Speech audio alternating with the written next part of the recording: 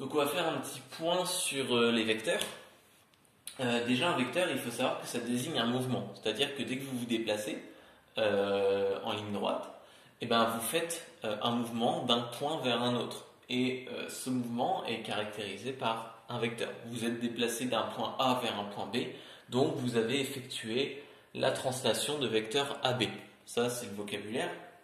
Maintenant, géométriquement, comment ça se représente? Eh ben, c'est un segment qu'on va noter AD. Et je vais mettre au-dessus d'ailleurs. Et sur ce segment, on ajoute un sens, et donc ça veut dire qu'on rajoute une flèche pour dire je vais de A vers B.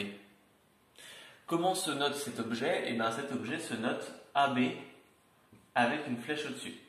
D'accord? Ça s'appelle le vecteur AB. Alors, qu'est-ce qui caractérise mon vecteur? Alors, première donnée, sa norme. Alors, qu'est-ce que ça veut dire sa norme? Eh bien, tout simplement, ça veut dire sa longueur. Et j'accepterais que vous disiez longueur d'un vecteur plutôt que norme d'un vecteur, même si plus vous allez avancer dans les classes supérieures, et moins on dira longueur et plus on dira norme. Puisque la norme se caractérise à des vecteurs, mais dans d'autres espaces, la norme ça peut désigner encore d'autres choses, là où les longueurs ne sont pas définies de la même manière. Donc la norme, c'est par exemple ici, l'espace qu'il y a entre mes deux doigts, c'est, je sais pas moi, une vingtaine de centimètres, et ben du coup, la norme de mon vecteur AB est de 20 centimètres. La deuxième chose, c'est sa direction. Alors, qu'est-ce que ça veut dire, sa direction? Et bien en fait, la direction, ça va être la droite sur laquelle mon vecteur est placé. Je m'explique, c'est là, je la fais en pointillé.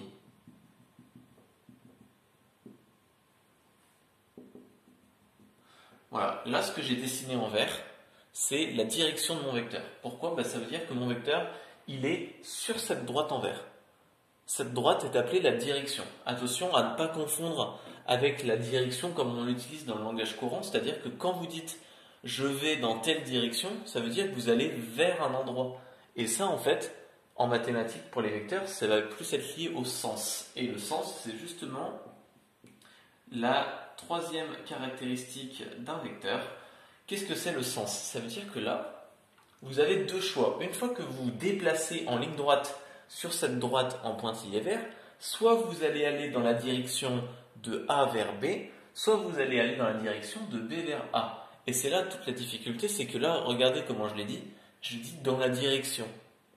Sauf que ici, on parle de sens. Donc, on fera gaffe à plus dire ça, et on dira, on va dans le sens de A vers B, ou dans le sens de B vers A. Bon, finalement, vous n'aurez pas à le dire, puisque finalement, géométriquement, on voit le sens et on demandera très rarement, voire jamais, quel est le sens de ce vecteur, puisque justement c'est difficile à mettre sous la forme d'une phrase, donc finalement ça sera juste visuel. Alors, du coup, ici ça se note AB. Maintenant, qu'est-ce qui se serait passé si ma flèche elle était dans l'autre sens, c'est-à-dire comme ça? Comment j'aurais noté mon vecteur? Eh bien, attention à ne pas écrire AB avec une flèche dans le sens, ça n'existe pas. Par contre, vous allez de B vers A, et donc, vous notez plutôt BA, comme ceci. En fait, la flèche ira toujours dans les notations de gauche à droite. D'accord? Ce que vous inversez, c'est les lettres, à la limite, si jamais vous avez un changement dans votre vecteur. Ok? Et donc, maintenant qu'on a parlé de direction, etc., toutes les droites qui sont parallèles à ma droite en vert seront des directions identiques. C'est-à-dire que là, si je fais mon vecteur AB et que là, je fais un autre vecteur comme ça, que j'appelle C et là D, et bien mon vecteur CD, il est parallèle au vecteur AB au-dessus. Donc finalement, il aura la même direction. Par contre, vous voyez que là, je vais de C vers D, donc je me dirige vers le bas du tableau, alors que là, je vais de B vers A, je vais vers le haut du tableau.